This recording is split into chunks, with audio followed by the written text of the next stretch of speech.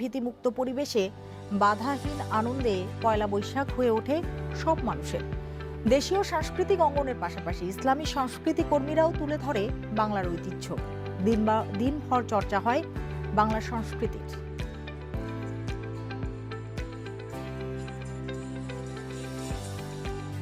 নাচে গানে দিনভর এভাবে নববর্ষের আনন্দ উপভোগ করে পহেলা বৈশাখে আগতরা। নতুন বাংলাদেশে নতুন রূপে ধরা দেয় নতুন বছর।